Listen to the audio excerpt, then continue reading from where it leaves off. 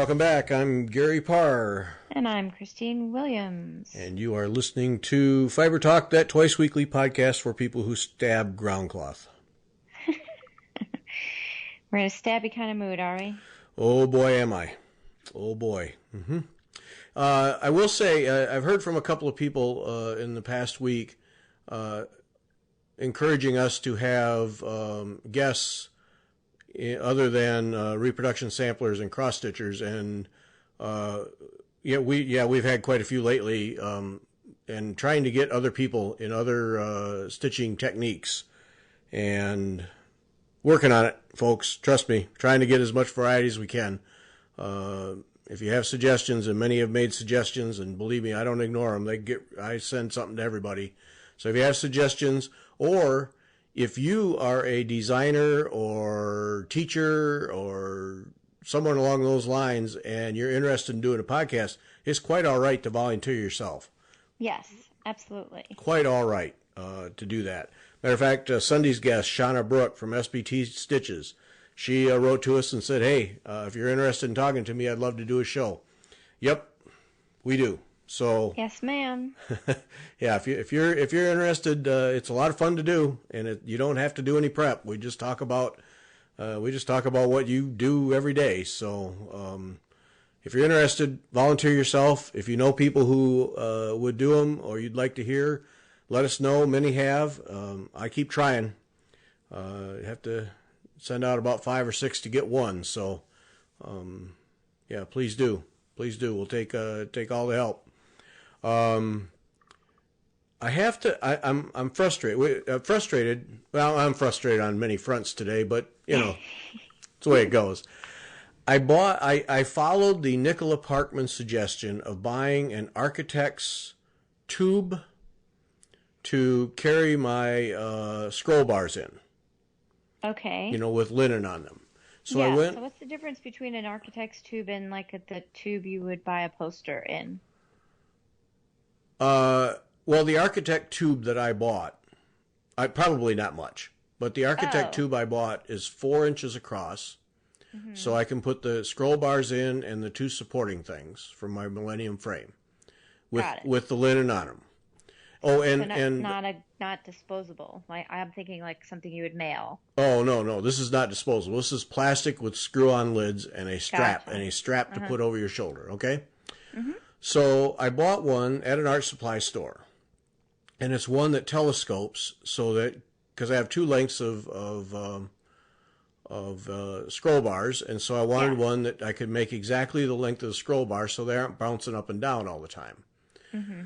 And so I bought one when I was in St. Louis, and then I had it with me when we went to Sassy Jack's. Yes. Yeah, I remember it now. Yes, and very effective at hauling the piece and protecting it. And I wedged in some plastic bags and stuff to keep it from bouncing around. And a little tip. Okay, I'll come to the little tip in a minute. All right. Okay. So yeah, because I'm going to get the story all screwed up. So I picked it up when we got done stitching on the first day, and I took it out of the car, held it by the strap, and was going to carry it into the bed and breakfast we stayed at. Mm-hmm. And the next thing I know, the tube collapses and the lid pops off. And I almost... It telescoped? It untelescoped, yeah. And I almost dumped my Sarah Brazier linen scroll rods and everything out on gravel and dirt. It was very close. And so the suggestion is if you're going to buy one of these things, and I don't know what brand I got, but it has little grooves, and you telescope it out, and then you turn it, and it little bumps go into grooves to hold it at the length, but there's nothing that locks it. And when you pick it up by the strap, apparently it works its way loose, and then it just collapses and the lids pop off, which is it's just not what I had in mind.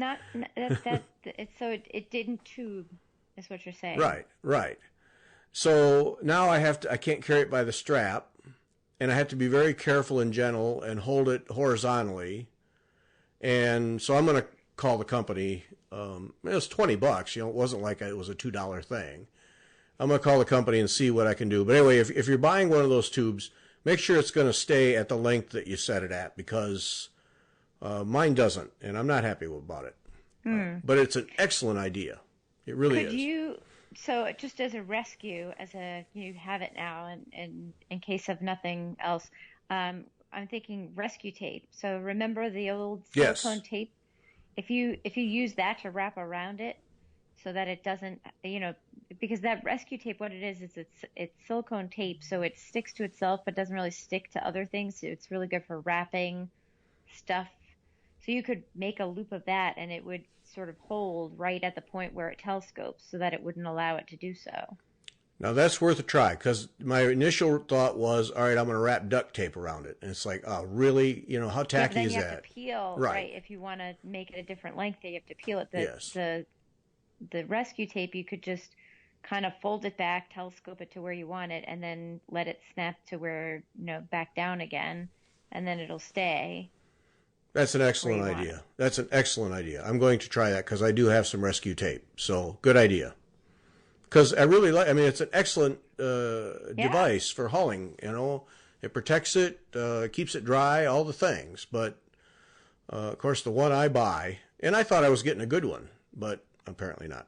So well, it's a good feature. The idea that you can make it the length that you want. That was a good thought. Yes. It's just a faulty. Yeah. Faulty design. Yeah. So, okay, so that's my crank about that. But then, which is why we're stabbing cloth this week. All these little things are just under my skin. But a good thing, a successful thing. Now, if you go to Best Buy or someplace similar, or I'm sure you can get them on Amazon, because you can get everything on Amazon, you can buy these multicolored, these Velcro straps. They're about, maybe 6 inches long. And they have a little cloth tab on them, and then it's a Velcro. They're designed for wrapping around cords. So you can bind up a cord and hold it and, put it in a bag or whatever, and it's removable. Well, I have several of them, because I use them for a lot of things. Yeah. They're like zip ties, but zip ties that don't stay. Right. So it's like, Velcro, cloth, ribbon, and they come in different colors. Okay, so they're very, very handy, and I keep them around a lot. What I did when I had my 2 scroll rods is the Millennium frame has holes where the side pieces go into. So I took 2 of those Velcro straps and fed them through the holes at the ends of the scroll rods, and then closed the Velcro.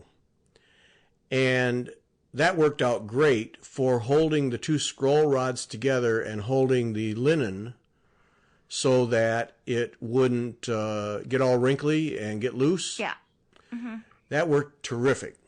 So that's a suggestion, and I would think that for a lot of scroll rods, you could just simply wrap them around the pair of rods. Yeah. But that and they're clean. There's no tape, no glue, no nothing. It's just Velcro cloth that you can use. So I would suggest that if you're carting around scroll rods, that you can use that. There's a lot of things you can use. You could wrap bungee cord around or any number of things. But those are just a real nice thing, and they're cheap. You buy half dozen for a couple of bucks. So yeah. Okay, so I have a question then. So working on large pieces and traveling with them has brought up an issue. So you're working on a scroll frame, and I'm working on another, the same large piece, but working on a hoop. Actually, I have it hooped up. And I'm really enjoying working on the hoop much better than on the scroll bars. For me, it just makes a lot more sense. Except for one thing, and that is that because it's such a large piece, you end up with all this extra fabric. So I can roll the fabric, and I can pin it, or I can magnet it together, or I can do all manner of things to keep it rolled. But my question is, what do people do to keep it clean? because if I want to, take it around, or, if I wanted to travel with it, or I could make the piece workable as far as, being able to take it with me somewhere to work on, if I could wrap the fabric, well enough and keep it covered. But I don't want to take it anywhere without going somewhere. So the only thing that I can think to do is either do something kind of crazy and probably not the best thing in the world with saran wrap around the edges, or make sort of like a steering wheel cover. So this is the best way I can describe what I'm thinking of doing. Imagine a steering wheel, and if you have an old steering wheel, if you ever get a steering wheel cover, it's basically like a big giant donut, right? That's hollow, like a bicycle tire, right? Or like any kind of tire. So what I was thinking of doing is making something like that out of fabric, and then having the inner rim of that, so the part that would be on the inside, be elastic and about the same size as the hoop that I was working on, with some give in the fabric so that it could kind of stretch around the outside, because you don't want it to cover the back, because then you can't stitch it. So if I could use some sort of like jersey material or something like that, and then elastic, maybe that would work. Well, people make that very thing for Q-snaps. Ah, yes, I've seen that. Yes, right. For Q-snaps, and I mean, a lot of people use them. But for embroidery hoop, for a hoop with extra fabric, I could see how that could work,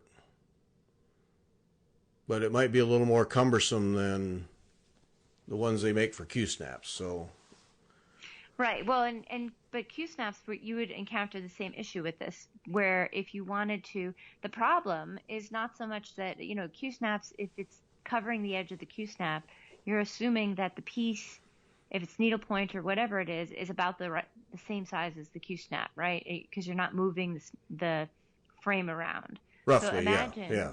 Right? So imagine if you had a piece that was, let's just make something up, okay? So let's imagine that you have a piece that's 24 inches by 24 inches, and you want to use an 8-inch square Q-snap because you have a really good reason to do so. I don't know what the reason is, but let's just say you do. Well, because doing a 24-inch by 24-inch Q-snap is ridiculous. Really unwieldy. It's ridiculous, Perhaps yes. That's a good reason. Okay, so let's say you want to use an 8-inch by 8-inch, which is rather small, but it gives you the idea. So now if you're working in the top left corner, for example, on the side, the right and the bottom sides, you're going to have a lot of fabric. So the top and the top and the left side are going to be, you'll have your nice little sort of shower cap that fits around. But on the other side, it's going to have to give a little bit because you're going to have a lot of extra fabric. Right. So that's why I'm thinking it would have to almost be made out of something that has a little bit of give to it so that it could flex around this fabric. Or you would just end up having to make a new one for every project. Yes, which would be silliness. Right. And the thing is that unless it's waterproof, you still are risking, that's good for keeping off sort of dust and dirt and grime, but it's certainly not going to keep off the spilled something, or, not that I would ever do that, like this morning or whatever. But like that sort of thing, like right. It's not, I would want to make it almost out of something kind of like shower cap material. That's a thin plastic that has some give to it, because shower caps have elastic too. Right. Yeah, I've not seen anything for embroidery hoops, for that kind of a situation. It seems seems like people just kind of roll it up and hold it or something like that. But I've not seen anything. The only thing I've ever seen is for the Q-snaps. I think the same thing should apply. I think the same, because it doesn't even need to be square, right? Because the Q-snap thing's probably just a big round donut anyway. It's just a big long piece of fabric with elastic on it. Right. Yeah, that's all it is. Yeah. So why couldn't you just use the same thing? Don't know. You'd think you could. So basically, I should just go downstairs on my sewing machine and make it. Give it a whirl and see what happens. Yeah.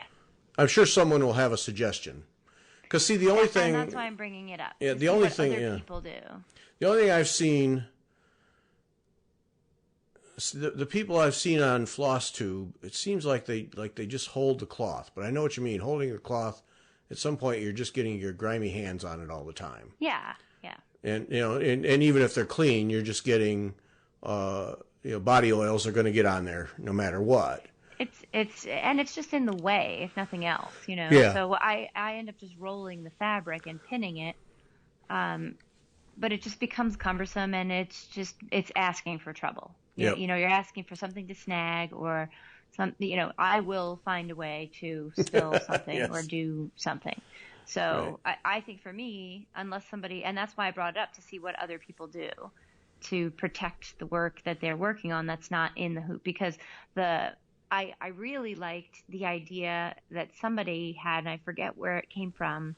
It might have been Mary Corbett, and it might have been for a different reason. So what she had done, and if it isn't Mary, I apologize, is when you hoop something, you put saran wrap over the top, and then you just open up the area that you're going to stitch, and then that keeps the rest of the cloth in the hoop area clean. Right. That's great. And So that that's a is, good idea. that's Mary has a thing on that. Yes. Yeah, I like that. I think it has pros and cons. I think for surface embroidery, it would work better than counted pieces, because to try to, if you lose your place and you want to count, trying to count through saran wrap would be Yeah. Yeah. a nightmare. So I think that maybe it would be a little bit beneficial, and maybe not so much especially for somebody like me that loses count all the time. But there has to be something for all that extra fabric. So I think I'm just going to have to make something. I think it's worth a try. Because see, the only thing I've seen other than just holding it in your lap is Michelle Garrett uses needle minders, where she'll roll them up. She stitches in hand most of the time anyway. Mm-hmm. And so she'll roll them up and then use needle minders to hold the rolled part together, so it isn't flopping all over. Yeah. Yeah, I'll either use pins or I'll use my super powerful magnets to hold the fabric together, and that works great. Right. I like using the magnets because then you don't have to go through fabric. Right, but it doesn't protect the fabric from outside and contaminants. That's exactly that's what I'm looking for, something to protect the fabric so it doesn't get dirty. Yeah. See, I'd not thought, the Q-snap, but I'd not thought about, it gets it. Because like your Sarah Brazier is a classic example. That's a big piece of cloth. And if you're stitching with a hoop, then, where does all that other cloth go? Does it just hang out there waiting for somebody to walk by and spill something, or you to spill something, or the dog to show up and lick it, or... Right.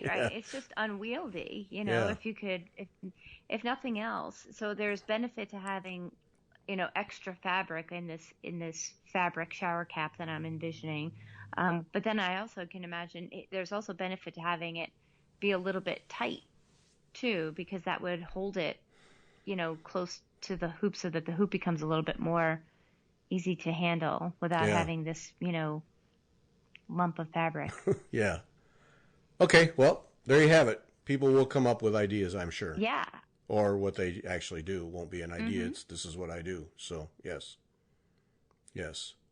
And along those lines of ideas, I think this may be one of my new favorite ideas.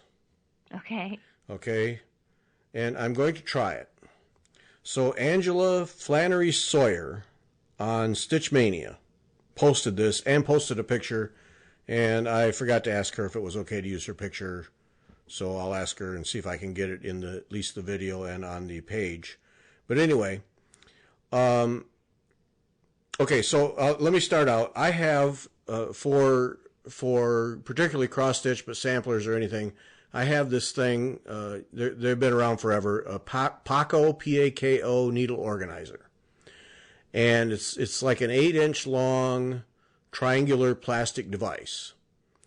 And the front side has foam in it, and then you have these strips with squares on them.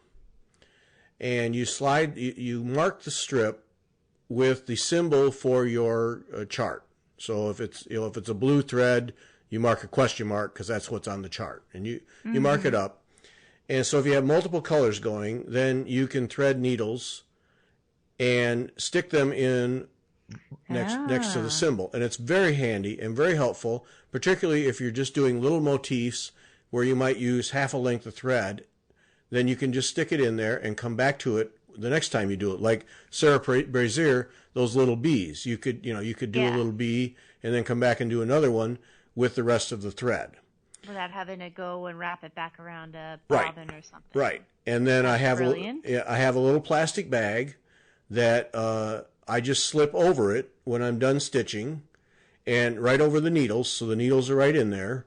And then there's these little cards that you get, several of them. So when you're done with a project, you can just throw the cards away, and then the next time set up another one.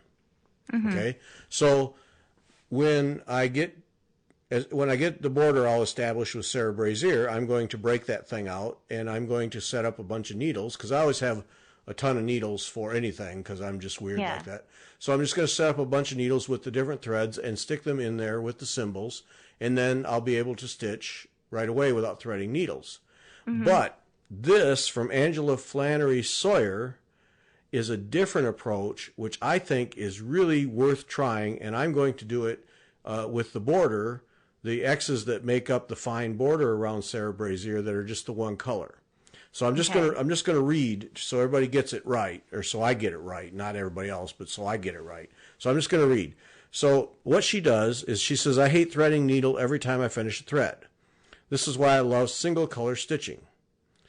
So what she does is she takes 5 minutes to thread 10 to 15 needles that I'm good to go for several hours without disrupting the flow. So anyway, what she does is she cuts several lengths, has several lengths of the same color, mm-hmm. and then she threads 10 to 15 needles, all with the same color of thread. And then she has a piece of felt that she has cut 2 1/4 by 3 1/2 inch rectangle. And the threaded needles she puts at the top of this rectangle. And then when she finishes a needle, when she uses that length of thread, then she puts the empty needle in the bottom of the rectangle. So it keeps mm-hmm. all of her needles on one piece of felt. And that way she's just like a machine gun then. Right. She just thread's done, needle in the bottom, pick up another one, keep stitching. She isn't stopping to thread a needle after every length is finished. Mm-hmm. And I think that's a really great idea for adding a little efficiency and just keeping momentum going.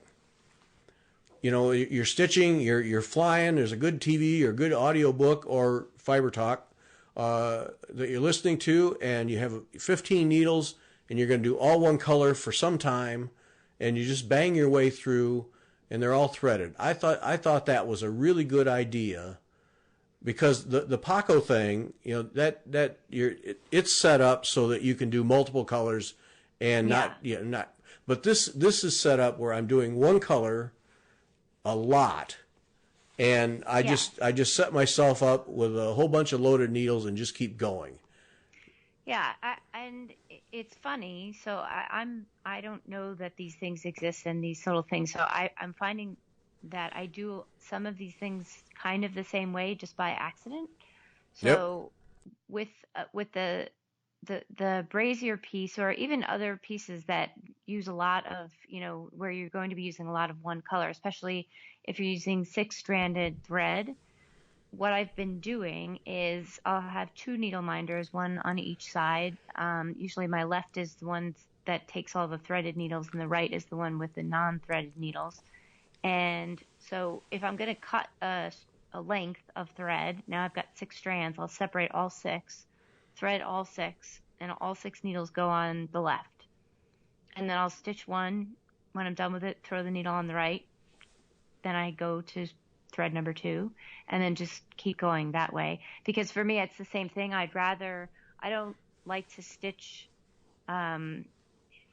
motifs as much as I like to stitch to the end of a thread. That's where I'll stop. Mm-hmm. Because it bothers me to have to stop and start threads unless it makes sense to do so.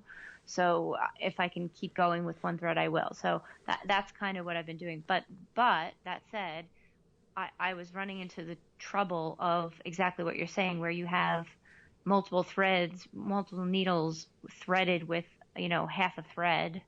Right. That you don't know what to do with. Yep. Well, that's where the POW device comes in. Mm-hmm. That's very handy for that. And someone else showed in that post that Angela had, someone else showed a card. It looked like it had a magnetic strip on it. That's a good idea. Yeah, that you could write above the strip. You could make boxes and have your symbol for you. So you do the same thing as the POW device, only it was just a flat card, and it looked like it was a magnetic strip that would hold your needles. And so that's a really good, for someone who's really talented at gluing magnets. I was just thinking that, but the thing I was thinking though was, what I would want to do though is as I'm sitting here thinking, I'm trying to figure out what would I make the bottom piece out of. I wouldn't want to make it out of paper card, because then I'd have magnets glued to paper that I'd have to then throw away and make something else. I'd almost want to make it like a dry erase or something, or something that I could write on with Sharpie that I could then take alcohol later and wipe off. So some kind of plastic thing. Yeah. Yeah, dry erase would work great. Mm-hmm. And you wouldn't have to glue the magnets. You could, if you had it thin enough, you could just put another magnet on the back side. True. Yeah. You could just actually take it. That is brilliant. There you go. So you just take an index card and you write your symbols on, and then you just put a magnet on the front and a magnet on the back. Yep. And put your needle there. There you go. Yep. So very smart. Yeah. So anyway, I just thought that Angela had a really good idea for just keeping the momentum going. And by having multiple needles, however you stored them, and she has a real nice system with a piece of felt for doing that. And I just thought that was a really good idea, and I'm going to try it. And then I was thinking, if you were really adept at starting and ending with pin stitches, particularly on fine linen, starting and ending pin stitches from the front, boy, you could really go. Yeah. Because you wouldn't be turning anything over or anything. You'd just keep flying. That's you can make some significant progress in a hurry. Yeah. Mm-hmm. So there you have it. Thank you, Angela Flannery Sawyer, for that idea. A good one. I like it. Let's see. Oh, I loved this one. Somebody in Stitch Mania, well, there was two things here. Somebody in Stitch Mania posted, what do you say to someone who says cross stitch isn't for boys? So that started a long discussion about that whole aspect of the hobby. And so I was interested in that for obvious reasons. Mm-hmm. And, it just went on and on and on, and, whose business is it, and so on and so forth. And whatever. I am sensitive to that because, and the consensus was, hey, that person's out of line. Any of this stuff should be, if someone's interested, they should be able to do it, right. without judgment. But the one that stood out for me, and I love this, and of course then you were getting examples of men who stitch, and Rosie Greer always comes up. I tried once to connect with Rosie Greer to get him on the show, and got no response because he's still alive, and I just think it'd be fun because anytime men needlework of any kind comes up, it's always, well, Rosie Greer did it, right, and whatever. But Linda England Hardy posted, I thought this was so cool. A story from the Telegraph that was written by Matthew Day in January 2012. The title is "The British POW Who Stitched an Insult to Hitler." And so I'll just read it. A POW, while whiling away the war in German prison camp, delivered a defiant message insulting Hitler through the apparently innocuous skill of embroidery. And it shows a picture of what he stitched, and it was all cross-stitch. Major Alexis Kazdali. That's pretty good. I'll take that. Kazdali. Yeah. Who was taken prisoner in 1941, had turned to embroidery as a way of protecting his sanity against the tedium of POW life, but he also found it provided a means of covert resistance. An innocent-looking tapestry stitched by the officer in December 1941 bears the rather bland text stating the name and location of its creator and date. But in the borders surrounding the text, Major Kazdali also stitched a series of dots and dashes, which in Morse code spelt out "God Save the King" and "F Hitler." And unaware of the hidden message, but impressed with the captive officer's needlework, the Germans even put that on display. I thought that was just brilliant. That's just brilliant. And I'll put a link on the page for this podcast so you can see it, because it's really very cool. But I thought, what a... Like Madame Bovary in Tale of Two Cities. Right. Yep. And, I'm sure it was, look at that guy with the needle and thread and laughing at him and whatever. And he's getting just that personal little something that you need just to keep from going completely nuts. And you know what? Somehow I feel like when you're a prisoner of war, having people laugh at you is not the biggest worry that you have. Right. Exactly. Yes. So I just thought that was just brilliant. Yep. Got my little say in here, and then they post it and show it put it up for people to see, and look what a prisoner did. Yep. Mm-hmm. So that was just good, and it looked like he's a pretty good stitcher too. But I wondered where he got the cloth and the thread, though.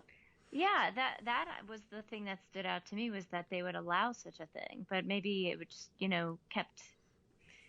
it may be that there were so many prisoners that it was just a matter of allowing people to do some things that kept them easier to manage. Yeah, it very well could be. Yeah. Yep. Yeah, it was, and that kind of got me going down a mental path of this is kind of one of the few hobbies where if you're sick or injured and have to stay at home and keep your leg propped up or whatever, this is one of the few hobbies where you go, okay, fine. I'm good. I'm good. Yep. How many weeks? I can do it. Yep. That's so that I thought that was but I mean certainly different to have a sore shoulder than to be a POW, but so that was a nice highlight in that thread about boys stitching, and I think that's getting better, though for younger people who are less encumbered by the the social things that I grew up with, because a lot of that, for young people, is just a non-issue. They don't even think about it. No, they don't really care. Some people will care, and there's enough people that don't care that it can be overcome if somebody wants to do it. Like I know Jeremy's 15 now, but if he were to pick up stitching in a group of girls, well, I'll tell you exactly, because Jeremy is the type of kid, it wasn't stitching, but just in general, he would hang out with the girls doing like a girl hobby-ish type thing. And did he get picked on by the boys? Yes, he did. But then when they got, this is when they were 12 and 13. And then when they got to be 14 and 15, and all of a sudden all the boys wanted to hang out with the girls because they wanted girlfriends, guess who was first in line? Yep. Mm-hmm. Yep. Somebody already had, kind of a connection there, Yep. And somebody already knows all the girls' moms, and, because so. Mm-hmm. One for Jeremy. Well, and, in order to do that, though, he had to be picked on a lot for hanging out with the girls. So yeah. There's that. Yes. It's funny how, a year can change from, hanging out with the girls is the worst thing ever, and there must be something wrong with you, to please can I come hang out with the girls? Yep. Yeah, that kind of happens overnight, doesn't it? Yeah. Pretty much. Yeah. Yep. Yeah. Yep. Go, Jeremy. You win. So, I was thinking the other day about needle workshops. And what brought it to mind was this past weekend, Thursday, Friday, Saturday, Sunday, my sister and I, who have done 2 other bike tours, of a week-long bike tours. And last year we didn't get a chance to do one. So this year we were able to get a 4-day trip in from, she took the ferry from Michigan across to Milwaukee, and then we rode 200 miles across Milwaukee or across Wisconsin and then back to our house. And then I took her back to the ship, to the ferry. But one of the bike stores we stopped in, and bike touring is fun. We learned early in our first trip that we did, we had planned out 70, 80-mile days, because to ride 70 or 80 miles in 5 or 6 hours or so is for us is not that big a deal. Mm-hmm. And in the summer, it was in the summer. But what happened was we got caught in. It was really hot that first year, and we ended up that we were just chasing water, riding in the heat, and getting to the hotel to get out of the heat and to shower and sleep for the next day. Right, and be exhausted and miserable. And by the third day, we looked at each other and said, this isn't fun. We're idiots. Mm-hmm. We're riding too many miles a day. And I had done research that 50 miles a day is typically what people will do. And 50 miles, I mean, I can go out in the morning and knock off 50 miles in 3.5 hours. Mm-hmm. So you think, well, what's the point of that? If we get up by 7 and we're done by 10, then what do we do all day, Have a vacation? Well, then that's when we realized we're idiots. Instead of doing all these miles, we ride 50 miles, but we do what we're supposed to do, and that is every little burg and every little town we stop in, and we check it out. And we have an ice cream or have a lemonade or just sit on a park bench and watch people or whatever. And that first year, once we started doing that, then it became fun because there was no pressure. We were riding our bikes all day. We didn't care how fast we rode, and we got to see the country. Mm-hmm. And that first year was Route 66 from St. Louis all the way back to Chicago. Nice. And you can imagine how many little towns there are along Route 66. So we got to see history and enjoy it. And that was when we woke up.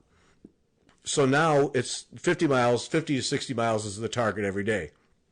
Because then we know by late afternoon, if we diddled around all day long, we're still in late afternoon, get showers, get our clothes washed out, have dinner, and then relax for the evening. Mm-hmm.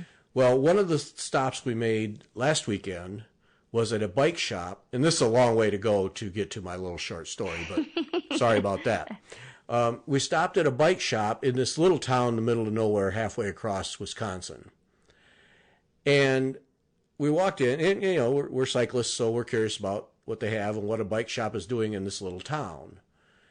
And it was a gigantic bike shop, and obviously very busy and very active bike shop with a bunch of racing people because there were racing bibs hanging over on the walls and everything. Mm-hmm. But the cool thing, and this is where the needlework shop comes in, the cool thing was they had a great big cooler full of beer and a great big sitting area. And the guy said, have a seat, have a beer, Nice. And beer wasn't expensive. They weren't making money off of beer. It was just a way to draw people in to the shop and to hang out. And, if they buy something this time or next time, they look at bikes, who knows what happens. And I thought, there it is. Now, I'm sure that needlework shops will have like coffee on stitch-in days. Mm-hmm. But I wonder how many shops have a cooler with lemonade or, a bunch of beverages or maybe wine or something. I wonder how many, because I haven't seen much of that, any of that. No. And I thought, there's another way to bring people in is to offer that. You know what they should do?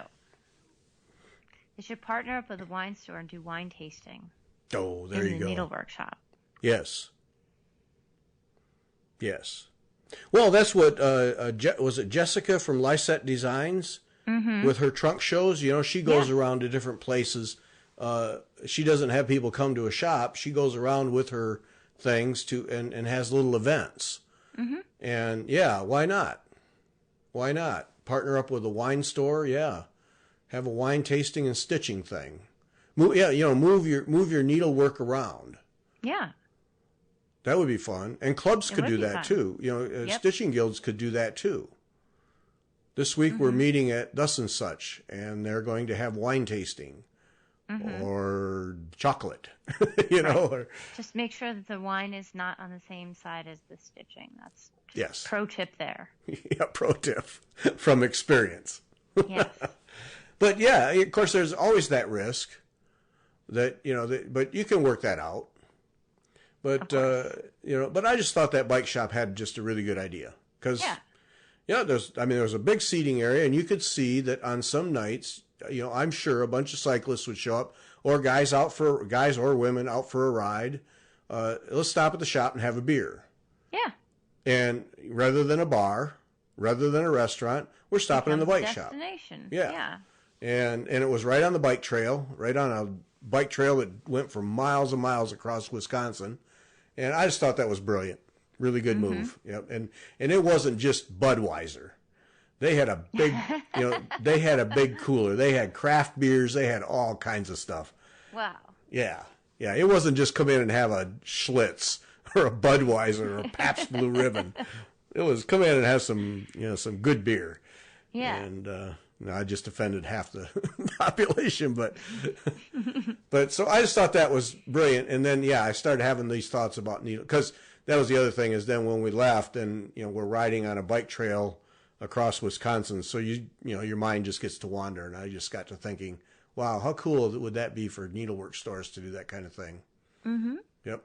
So. Yeah. Partner up with other businesses that are trying to bring people in to shop. Really? Right, exactly. Yeah.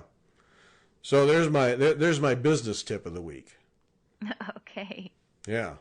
There we have it. I think so. I think that's going to be it, huh? Yeah, I think so. Two sayings I found. Two sayings. One kind of applies, but the other is excellent. It's hell getting old, but it beats the alternative. Yeah. Yes. Okay. And then teach your child the love of fabric, and they'll never have money for drugs or anything else, for that matter. Yeah, I like that one. Yeah. Mm-hmm. So those were the two sayings I found this week. That's all I got. Well then, Shana Brooke, SBT Stitches, comes up Sunday, paints. Needlework Designs, attracting the younger stitchers. So another one who is looking to reach out and connect with young stitchers. So we haven't recorded that one yet, so anxious to talk to her and hear what she has to say. Coming up Sunday. If you know people that we can connect with to be guests, let us know. If you'd like to be a guest, designer, teacher, whatever, speak up. We just might talk to you. Very good. You never know. You never know. All right, and then we have to have solutions for big clods of fabric outside of hoops. Help Christine. Yeah, there we go. All right, that's it. Thanks for listening. Right. Take care.